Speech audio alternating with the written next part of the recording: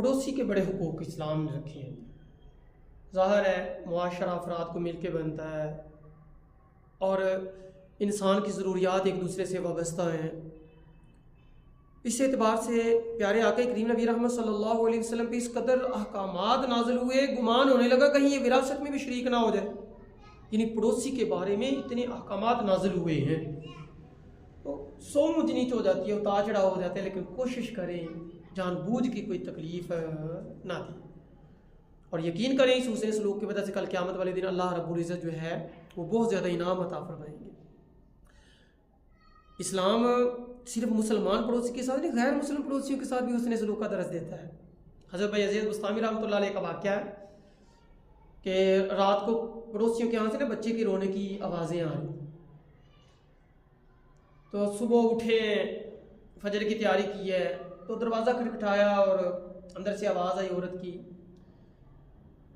پوچھا گیا کہ رات کو آوازیں آ رہی تھی، خیریت؟ اس نے کہا جی ہم یہودی ہیں لیکن پردہ دار لوگ ہیں، تو میرا خاوند گیا تھا، خرچہ دے کے گیا تھا، کسی لمبے سفر پہ خرچہ ختم ہو گیا تھا کہ تیل بھی نہیں ہے، تو اندھیرے کی وجہ سے بچہ روتا ہے، اور خوراک دیگر چیزیں بھی نہیں ہیں۔ فجر کی نماز پڑھنے گئے ہیں، واپس آئے ہیں تو گویا اس عورت کے گھر میں بہاریں آ گئی، ضروریات زندگی کی ہر چیز لے آئے ہیں، اور کہا بی بی اگر کسی چیز کی ضرورت ہو جب تک آپ کے خاوند نہیں آتے تو میں حاضر ہوں۔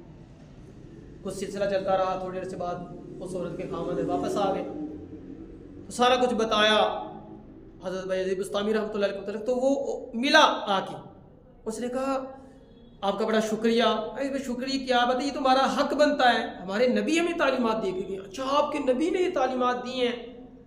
تو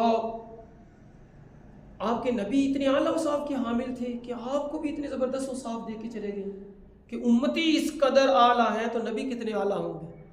میں کہ مجھے بھی کلمہ پڑھاؤ، میں بھی مسلمان ہونا چاہتا ہوں۔ تو ایک حسن سلوک کی وجہ سے اللہ رب العزت نے اس کو ہدایت عطا فرما دی پڑوسی کے ساتھ، اور اگر اس کی نسلیں ساری کی ساری اسلام کے اندر ہی چلیں تو پڑوسی سے حسن سلوک والا معاملہ ضرور رکھیں۔ انشاءاللہ العزیز اللہ دونوں